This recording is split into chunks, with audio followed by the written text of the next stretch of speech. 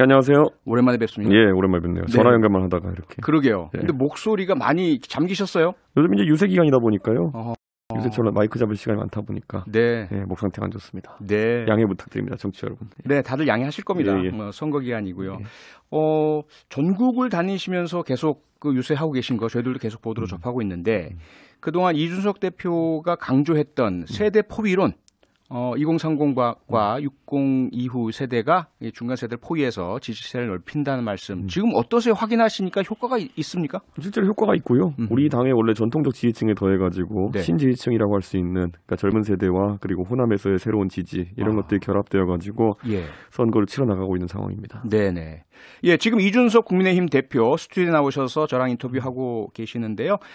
유튜브로 생중계되고 있습니다. 유튜브에서 표창원의 뉴스아이킥을 검색해서 들어와 주시면 이준석 대표 직접 보실 수가 있고요. 또 댓글로 참여도 가능하니까요. 많이 들어와 주시면 감사하겠습니다. 예, 그런데 그 유시민 전 노무현재단 이사장이 어제 방송에서 이런 이야기를 했습니다. 이재명 후보에게는 두 가지 큰 끝내기가 있다. 하나는 전통적인 민주당 지지층과 진보 지지층, 그동안 살짝 지지를 안 보내주셨던 분들이 결집해서 지지를 보탤 것이다. 두 번째는 오히려 이준석 대표의 효과로 인해서 2030 여성분들이 결집해서 지지를 해줄 것이다. 이 부분은 어떻게 들으셨어요? 유시민 이사장이 이제 그런 희망 회로를 이제 돌리고 계신 것이다. 저는 이렇게 네. 생각하고요. 예. 예를 들어 전통적 민주당과 진보 지지층의 결집을 얘기하셨다면은 네. 정권 교체를 바라는 전통적 보수층의 결집도 당연히 말씀하셔야죠. 아하. 네, 그런 상황이고 네. 2030 여성이 이재명 후보에게 결집할 것이다라는 것은 좀 굉장히 어이없는 것이 예를 들어서 이재명 후보에 대해서 항상 지적되는 여성을 비하하는 그런 욕설이라든지 이런 것들 때문에 2030 지지층이 여성이 이재명 후보를 찍기가 어려운 것이었고 네. 실제 여론조사표를 본다 하더라도 사실 진보 진영의 여성 유권자들은 심상정 후보에게 투표하는 경향성이 여러 네. 조사에서 나오고 있고 예. 그리고 또 보수 진영에서 만약 그런 생각을 가진 분이 있다고 한다면 아니면 정권 교체층에서 그런 생각이 있는 분이 있으면은 안철수 후보 쪽으로 표를 주는 경향성이 나타나지 아하.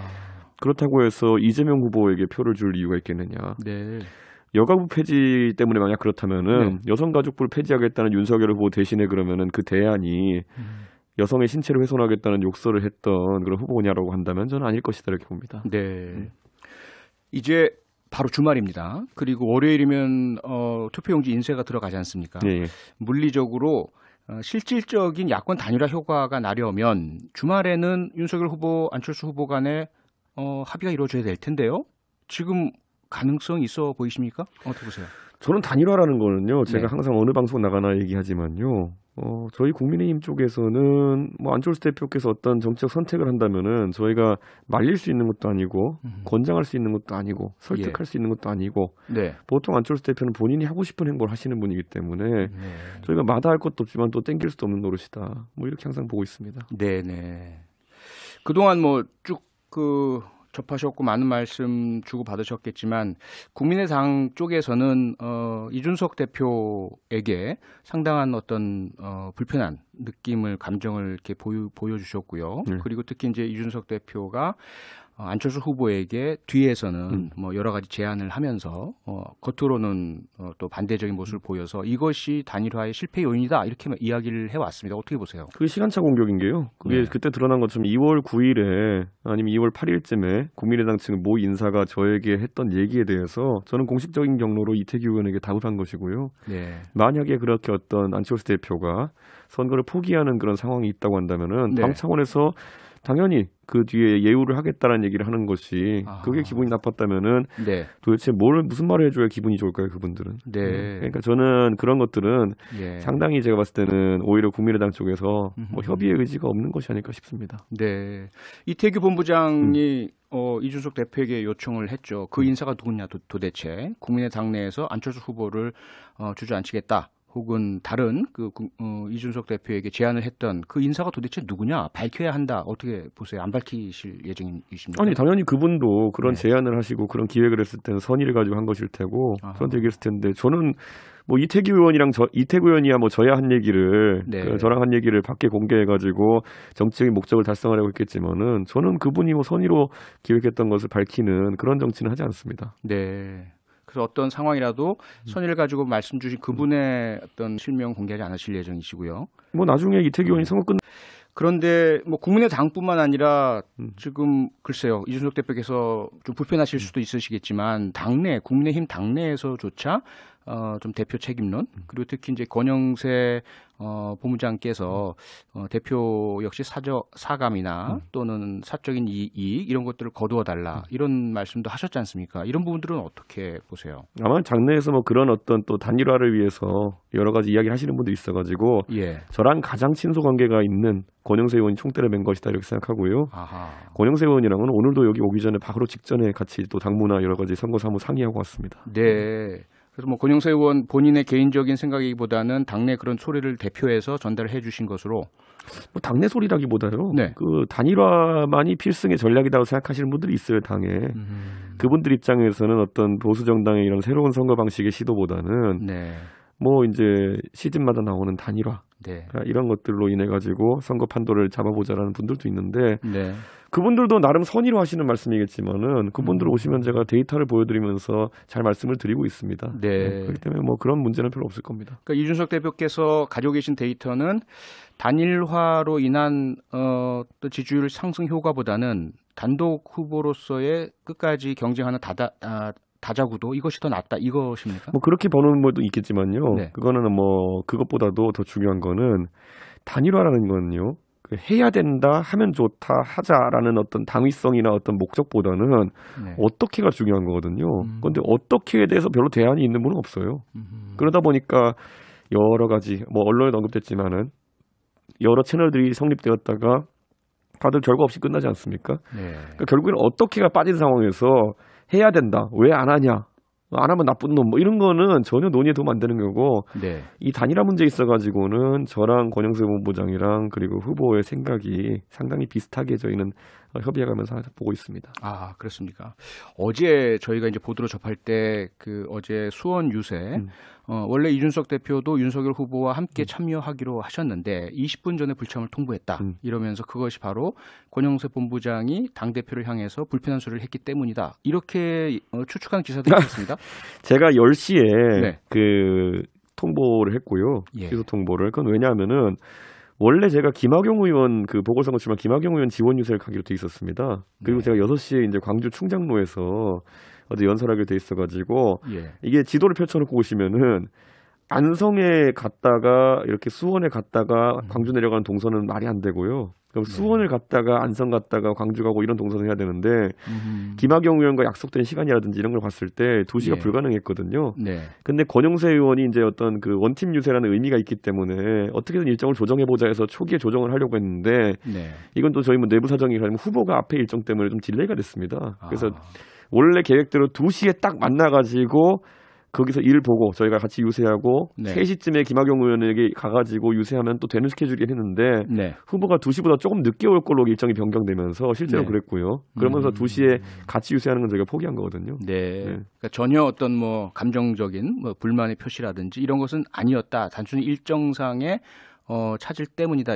저희가 일정 공지하는 거 보면 원래 보면 또 수원 네. 유세가 없었어요. 아, 근데 원래는? 나중에 이제 권영세 의원이 이제 그 원팀 유세라는 좀 특수기획 유세를 하자고 해가지고 네. 어떻게든 끼워 넣으려고 해서 넣었던 일정입니다 원래. 네. 그리고 이태규 본부장이 공개한 폭로한 그 이준석 대표와의 어떤 여러 가지 이야기들 이 내용이 알려지니까 민주당 측에서는 이준석 대표께서 안철수 후보 측에 만약에 뭐 사퇴하고 합류해 주신다면 이러저러한 배려들이 있을 것이다라는 내용들 그것이 매표 행위다 이렇게 비판을 하는데요. 어떻게 보세요? 아까 제가 말했던 것처럼 그 어떤 분이 국민의당 측에서 먼저 사퇴할 의사가 있다는 취지로 말씀하셔가지고 예. 아까 진행자 말씀하신 것처럼 국민의당에 계신 분들은 안철수 대표의 행보와는 별개로 네. 본인들이 만약에 합당이라는 걸 하게 되면은 지방선거 다가오고 하다 보니까 본인들이 공정한 어떤 경쟁을 할 수 있는 환경이 마련되느냐에 대해서 이야기한 것이고 저는 거기에 대해서 당대표로서 그건 후보 영역이 아니기 때문에 당대표 영역에서 설명한 것이고요. 뭐 안철수 대표랑 협상한 경험이라고 하면 민주당에 있는 분이 더 많을 텐데 아마 네. 2015년인가 14년인가요? 그때 새정치민주연합이라는 걸 구성하면서 사실상 당의 절반을 내주면서 합당을 하셨던 분들이 민주당 아닙니까? 그때도 보궐선거나 여러 선거를 앞두고 있었는데 네. 그게 매표 행위죠. 그렇게 따지면은. 그러니까 좀 그런 역지사지 했을 때 본전도 안 나오는 얘기는 안 했으면 좋겠습니다. 네. 잠시 후 이제 저녁 8시부터죠. 네. 2차 법정 TV 토론이 열립니다. 오늘은 정치 분야고요. 윤석열 후보 지난 경제 토론에서 뭐 엇갈리는 평가들도 나오고 했는데 오늘은 조금 어떻게 좋은 성과를 거둘 수 있으리라 보세요? 아마 TV 토론에서 이제 보면은 뭐 백과사전식 토론하면은 이제 아무래도 작정하고 공격하는 사람들이 유리하죠. 그러니까 뭐 이거 아십니까? 아, 예. 예. 아리백 아십니까? 네. 이런 거. 네. 아니면 갑자기 무슨 정책에 대해서 데이터 육성 정책에서 얘기해 주세요 이런 것들. 네. 그렇기 때문에 저는 이 토론에 대해 가지고는 뭐 그런 어떤 기술적인 문제보다는 네. 각자의 비전을 어떻게 잘 설명하느냐, 그 상대가 공표한 비전에 대해 가지고 어떤 허점을 파고드느냐의 문제지. 갑자기 파고 들어가지고 백과사전식을 하는 거는 국민들이 바라는 바는 아닐 거다 이렇게 생각합니다. 네. 그래서 오늘 뭐 윤석열 후보가 정치 분야의 준비는 충분히 되어 계시고요. 아마 우리 후보가 특히 외교나 아니면 이런 부분에 대한 것들도 네. 뭐 예전에 경선 토론할 때 보신 분들은 알겠지만 상당한 준비가 되어 있고 기본적으로 철학 자체가 후보가 아마 이 부분에 대해 가지고는 어떤 네. 보수적인 관점에서 외교 문제에 있어서 문재인 정부의 실정이나 이런 것들을 굉장히 구체적으로 비판할 수 있는 그런 능력을 갖추고 있다 저는 이렇게 봅니다. 네. 1차 TV 토론 때 안철수 후보가 좀 공격적으로 그 윤석열 후보에게 질문도 하고 또 답변이 좀 미흡하다고 판단하셨을 때는 고개를 절레절레 흔드는 반응을 보이시기도 하셨거든요. 네. 그 부분을 어떻게 보셨습니까? 뭐 여러 조사에서 그렇게 네. 안철수 후보께서 하신 뒤에 안철수 후보의 지지율에 긍정적인 변화는 없었던 것 같습니다. 그렇기 때문에 네. 저는 그게 아마 뭐 기획된 그런 어떤 행동이셨다고 한다면은 네. 큰 효과는 보지 못했을 거다. 그리고 이제 절레절레라고 하는 거는 그 안철수 대표의 약간 트레이드마크가 됐거든요. 지난 예. 2017년 대선 토론에서 하셔가지고. 네. 근데 그때 그거 하시고 나서 그러면 그때는 평가가 좋았을까? 저는 뭐 어제 기획된 거기라 보기난 저는 지난 토론에 자연스럽게 뭐 그냥 나오신 그런 동작이 아닌가 생각하는데 도움은 안 됐을 겁니다. 아, 도움은 안 됐을 것이다. 네. 자연스러운 반응으로 일단은 보시고요. 뭐 사람마다 습관이 좀 있지 않습니까? 버릇이나 네. 이런 것들. 그런데 2017년에도 그 고개 젓는 모습이 크게 도움은 안 됐던 것 같고 이번에도 안 됐을 겁니다. 네. 오늘 뭐 정치 분야 크게 세 분야죠. 권력구조 개편, 남북관계, 외교안보 정책. 남북관계나 외교안보 정책은 조금 전에 이제 말씀 주신 것처럼 어떤 문재인 정부와 좀 각을 세우는 문제를 제기하는 이런 쪽일 것이라고 예상이 되는데 권력구조 개편 부분에서 민주당이 최근에 상당한 좀 적극적인 모습을 보이잖아요. 윤석열 후보나 국민의힘을 제외한 다른 제 후보나 정당들과 함께 뭐 대통령의 권한을 완화하고 다당제를 보장해주고 이러면서 심지어 이제 조원진 후보에게까지 손을 내미는 모습도 보였는데 민주당이 이런 행보는 어떻게 보세요? 당연 정의당은 안 믿죠. 바로 심상정 후보가 반응했던 것처럼 예전에 연동형 비례제 논의가 그거 아니었습니까? 네. 근데 먼저 합의를 깨고 이제 나갔던 것은 민주당이고 저는 그래서 아마 어떤 정파도 그걸 믿진 않을 거다 이렇게 보고 예. 뭐 조원진 대표의 그 우리공화당 같은 경우에도 이런 이슈로 언급이 되는 것 자체가 이제 그쪽에서는 환영할 만한 일이지 내용적으로 그분들이 뭐 이재명 후보가 뭘 할 수 있는 그런 상태는 아니다 이렇게 네. 보고 네. 저는 오히려 이재명 후보가 굉장히 다급하구나 이런 생각을 합니다. 네. 어떻게 아무리 이념을 띄엄다 하더라도 우리공화당과 그렇게 사실상 연정제안 비슷하게 이렇게 네. 한다고 하는 거는 민주당의 전통적 지지층이 보면서 느끼는 게 많으실 것 같습니다. 네. 최근에 뭐 여러 가지 뭐 일들이 있었습니다. 그리고 나서 지지율이 그동안 조금 벌어져 있었던 윤 후보가 앞서 있던 지지율이 조금 줄어들고 있고 격차가 좁혀지고 있다. 이런 여론조사 결과들이 많이 나오고 있잖아요. 현재 지지율의 판세는 어떻게 읽고 계세요? 저희가 갖고 있는 많은 데이터들을 보면요. 아마 21일, 22일을 기점으로 해가지고 잠깐 한제가 출렁했던 적이 있습니다. 네. 그때 저희가 이제 분석해 보면은 보통 여론조사에 이제 그 직군별로 이제 조사를 좀 하는 게 있지 않습니까? 예. 직업별로. 예. 자영업자층이 출렁인 조사들이 많은 것 같습니다. 공표된 여론조사들 중에서. 네. 그렇기 때문에 저는 그게 아마 이번에 그 영업지원금, 코로나 지원금 네. 때문에 300만 원 지원금 때문에 많은 영향이 가지 않았나 이런 생각을 하고 예. 근데 23, 24, 오늘자 25일까지는 저는 좀 그것이 만회되는 추세가 있지 않을까라는 기대를 하고 있습니다. 그러니까 그 효과가 상당히 짧을 것이다.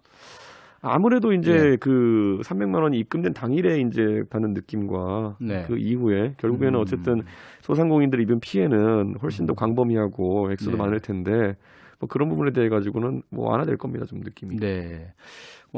막바지로 가니까 이제 12일밖에 안 남았습니다. 지금 민주당에서는 도이치모터스 주가 조작이라든지 그 배우자 김건희 배우자에 대한 공세를 상당히 강화하고 있는데 이 부분이 어느 정도 영향이 있다고 보세요? 우리 후보자의 배우자가 만약에 그런 제기되는 의혹들에 대해서 실제로 혐의가 있었다면은 특히 그 도이치모터스 건이라고 하는 것은 네. 수사기관의 수사가 상당히 오랫동안 진행되었었고요. 그게 이제 문재인 정부의 검찰 하에서 네. 진행되었던 것이고 우리 후보가 검찰총장으로 있으면서 검찰의 실제 수사 조직과 상당한 어떤 좀 긴장 관계가 있었음에도 그런 결과가 나왔기 때문에 저는 그거는 오히려 수사기관의 결과를 받아들인 게 좋지 않나 네. 그런 생각을 합니다. 네. 민주당 측에서는 아무리 수사 일선과의 갈등 관계가 있었다 하더라도 검찰총장이었기 때문에 윤석열 후보가 그리고 줄곧 고위 검사였고요. 이런 문제들이 이제서야 불거지는 것 아닌가. 그렇다면 김건희 배우자가 직접 소환 조사에 응해서 수사를 받고 또 관련 계좌 전체를 다 공개하는 것이 떳떳하지 않겠느냐 이렇게 주장하는데 어떻게 보세요? 뭐 그렇다고 해서 이재명 후보 측에서 김혜경 여사가 사용한 업무 추진비 내역이라든지 이런 게 있다면 다 공개하겠습니까? 그러니까 그런 통큰 제안을 하려 그러면은 네. 이미 이제 감사와 수사를 하기로 했던 예. 그 사안에 대해 가지고 적극 협조하는 것이 먼저가 아닐까. 네. 전 그런 생각을 하고 네. 시기적으로 굉장히 이제 선거 막판에 가면 이런 네거티브성 어떤 의혹제기가 많을 겁니다. 그런데 막 유권자들께서 이미 이런 것들은 서울시장 선거 때부터 면역이 좀 있을 거라 봅니다. 네. 국민의힘에서도 사실 오늘도 그 대장동 관련된 문건을 배수로 해서 발견했다라고 공개를 하고요. 민주당에서는 상당히 의미 없다. 이미 검찰에서 확보하고 있는 것이다. 이렇게 대응하기도 하는 등 국민의힘도 역시 공세를 늦추고 있지는 않지 않습니까?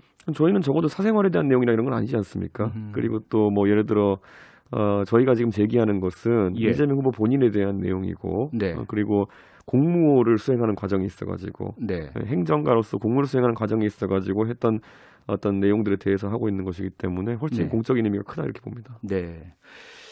앞서 그 세대포 이론 질문을 드릴 때 유시민 전 노무현재단 이사장의 이야기도 있었지만 사실 여러 전문가들이나 언론이나 많은 분들이 이준석 대표의 어떤 청년 정치를 대표하는 그런 입장에서 조금 너무 젠더 갈라치기를 하는 것 아닌가 이런 부분들은 좀 숙고하실 필요가 있지 않나라는 조언들도 있을 텐데 그런데 어떻게 보세요? 아마 이준석이 했던 발언 중에서 예. 그 할당제 폐지 정도 빼놓고는 그럼 어떤 내용이 그럼 젠더 편향적이냐라고 했을 때는 네. 저는 할당제 폐지도 젠더 중립적인 얘기치를 보거든요. 네. 그런데 그 어떤 게 그럼 어떤 발언이 문제냐라고 했을 때는 또 특정이 안 돼요. 예. 왜냐하면은 제가 지금까지 얘기했던 내용이 할당제 폐지밖에 없기 때문에. 예를 들자면 이수정 교수나 또는 신지혜 대표나 이런 대표적인 여성을 상징하는 분들이 영입될 때마다 강하게 반대하신 것도 아닙니다. 저는 반대 안 있죠? 했고요. 할당제 예를 들어 이수정 교수 같은 경우에는 저는 예. 당에 들어오신 다음에 네. 당의 방침에 어긋나지 않는 선에서 발언해달라고 주문했던 것이고요. 네. 신지혜 씨는 들어오셨다가 저한테 해촉된 게 아니라 사실상 후보에게 해촉된 거죠. 네. 네. 그리고 저는 신지혜 씨랑 방송도 많이 했지만은 저는 의견이 다르다고 뭐라 하는 것이 아니라 그 예를 들어 신지혜 대표도 네. 정치인 아닙니까 사실상. 그렇죠. 그런데 지금 이 행보에 급변하는 과정이라는 것이 대중적으로 설명이 안 됐기 때문에 본인이 저희 당에서 계속 활동하기 힘들었던 젠더적인 문제 것이죠. 때문에 반대한 건 아니다. 아니 제가 네. 저는 그분하고 토론도 맨날 했고요. 예. 그러니까 저는 뭐 신지혜 대표가 하는 생각과 매우 네. 다른 생각들을 가지고 있고 저는 오히려 그분이 편향적이라 생각하고요. 네. 제가 굉장히 중립적으로 얘기한다고 생각합니다. 알겠습니다. 청취자들께서 질문을 많이 주고 계십니다. 1085님께서요. 왜 국민의힘은 안철수 후보가 포기해야 한다고만 합니까? 이런 질문. 어떻게? 아니 서로 요구 조건이죠. 그쪽에서는 여론조사 경선 경쟁적 단일화 하자고 하는 거고 예. 저희는 그런 시기는 지났다. 지금 상황에서 그런 것들은 정책이나 비전이나 많은 것들을 가리기 때문에 예. 안철수 후보가 혹시 이제 포기하는 방식으로 하신다면 거기에 대한 저희가 예우를 할 수 있으나 네. 왜냐하면 단일화 같은 것도요. 먼저 기억해 보시면 저희가 하자고 한 거 아니었거든요. 그러니까 안철수 대표께서 네. 내 주변에 단일화하는 사람이 많아가지고 내가 우선 던져본다 뭐 이런 식이었거든요. 처음 화두가 던져질 때요. 그렇죠. 그 다음에 갑자기 뭐 일주일 동안 답이 없으니까 네. 이제 그만하겠다 이러셨잖아요. 예. 근데 지금 공개되는 걸 보면 그 사이에 사실 많은 제안들과 뭐 이야기가 오갔던 게 백일하에 드러나고 있지 않습니까? 네. 근데 뭐 본인이 원하는 답이 아니니까 그렇게 생각하신 것 같은데 네. 뭐 저는 저는 포기하라고 하는 것도 아니고요. 포기하신다면은 그때 예우를 갖추겠다 했습니다. 네네. 뭐 그런 어떤 뭐 정치적인 또는 공학적인 부분을 빼고 한간에서는 이준석 대표가 안철수 후보에 대해서 그동안 여러 가지 정치를 함께 하시거나 또는 지역구에서 이렇게 경쟁하시거나 하는 과정을 거쳐서 좀 감정이 생긴 건 아닌가 이런 관측들이 많습니다. 어떻게 생각하세요? 보통 그거 정도가 이제 정치에 대해 가지고 네. 뭐 많은 사람 보는 관점일 텐데요. 제가 당대표 되고 나가지고요. 일주일 만에 안철수 대표 찾아갔어요. 아하. 네, 그래가지고 예. 수락산에 있는 카페에서 만나서 이야기도 했고요. 네. 저는 합당 제안도 이제 와서 이제 재조명되지만은 작년 9월 때도 그렇고 저희가 합당하자고 하면 저는 당명 빼놓고는 모든 조건을 국민의당 쪽에 맞춰라라고 제가 지시하기도 했고요. 네. 그러니까 그런 걸 사감이라고 표현하는 것 자체가 네. 이 아주 정치적이고 아주 중요한 사안에 대해 가지고 좀 가볍게 바라보는 인식이 아닐까 생각합니다. 네. 저는 그래서 아까 말했던 것처럼 안철수 대표랑 단일화하고 싶은 분이 만약 저희 당내에 있다 그러면요. 어떻게를 이야기하는 게 제일 좋아요. 아하. 근데 아까 제가 네. 민주당의 새정치민주연합의 사례도 말했지만은 네. 문재인 대통령이 그렇게 모나신 분이 아니거든요. 예. 성향상. 근데 문재인 대통령께서 혁신이란 담론을 가지고 안철수 대표와 대화했을 때 어떤 일이 발생했었는지 민주당 지지자들은 아마 다 기억하고 있을 겁니다. 혁신하자. 그래서 그럼 당신이 혁신위원장 해라. 그러니까 그건 안 된다. 10개 혁신안 받겠다. 그랬더니 그래도 안 된다. 근데 나중에 또 탈당하신 거 아닙니까? 네. 뭐 그거 내막을 아시는 분이면은 저는 뭐 그렇게까지 쉬운 일로 이걸 묘사하진 않을 겁니다. 네. 안철수 대표와 협상이라는 거를. 예. 그러면 뭐 혹시 그 주로 이야기하는 소위 이준석 대표의 조롱성 표현 발언 이런 것들은 의도적이고 전략적인 겁니까? 감정적인 제 게 아니고? 페이스북을 자주 보시는 분은 아는데요. 네. 저는 항상 누가 발언하면 그 기사를 그대로 링크하고 거기다 글을 답니다. 네. 글을 답니다. 그렇기 예. 때문에 이번에도 명시적으로 뭐 안 후보께서 윤 후보가 도망갔다. 내가 단일화하자 그랬더니 윤 후보 도망갔다라는 기사를 링크하고 네. 거기에 대해서 레알 크크. 이건 네네. 진짜 웃긴 거다. 우리 후보가 어디를 도망갔습니까? 아하. 본인께서 원하는 방식의 여론조사 단일화를 주장하시다가 우리 쪽에서 거절하니까 그냥 바로 철회하신 건데 그렇게 표현하시는 것 자체가 저는 아전인수격이기 때문에 당대표로서 그건 비판해야죠. 네. 뭐 직접 오늘 스튜디오에 나오셔서 정말 감사하고요. 네. 다음에 시간 될 때 또 한번 좀 모실 때 또 오시기 바랍니다. 예, 알겠습니다. 오늘 말씀 고맙습니다. 예, 감사합니다.